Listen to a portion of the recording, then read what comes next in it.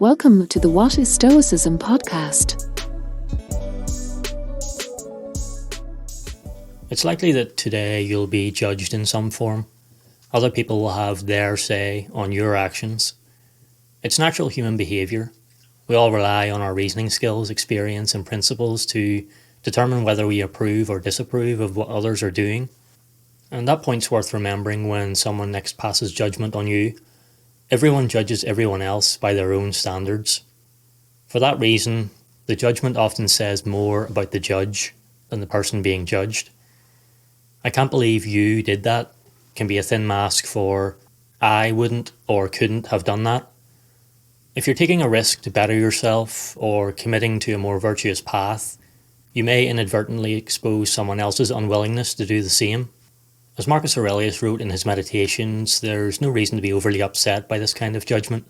Quote, "When another blames you or hates you, or people voice similar criticisms, go to their souls, penetrate inside and see what sort of people they are.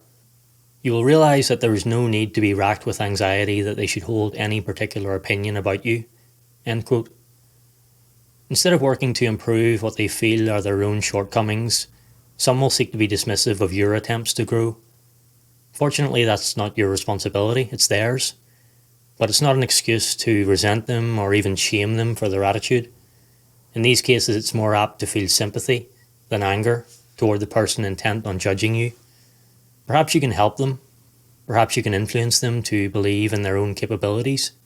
At the very least, you should be tolerant of them because something bad, real or perceived, may be happening in their life, and you would appreciate the same consideration if the tables were turned.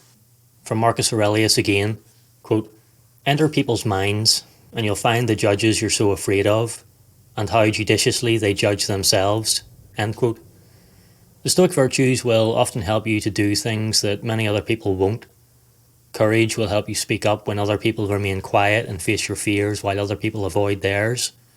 Temperance will help you reject excesses that other people readily indulge in and cut unnecessary commitments out of your life while other people allow themselves to become overwhelmed.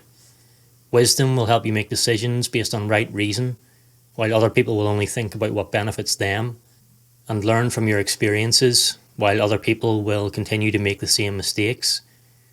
Justice will help you treat everyone with kindness and respect while other people change their behaviour according to the status of the person they're interacting with. The funny thing is that even when your actions have no impact on these other people, some of them will take it as a personal affront to them that you're trying to improve your well-being.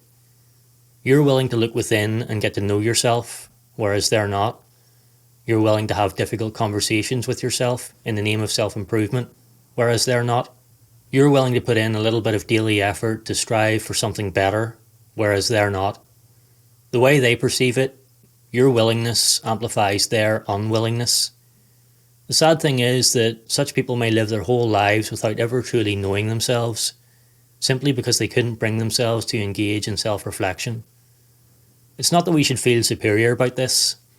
Our philosophical efforts don't give us the right to look down on anyone. It just helps to know that if someone criticises you for being more disciplined in your approach to life, it's often because they're struggling to do the same, not because they think you're a bad person or actually want to harm you.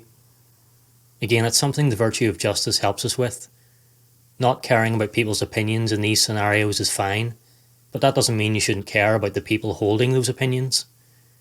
"Happiness for a human being," wrote Marcus Aurelius, "lies in doing what's proper to a human being, and what's proper to a human being is benevolence to his own kind." Who knows?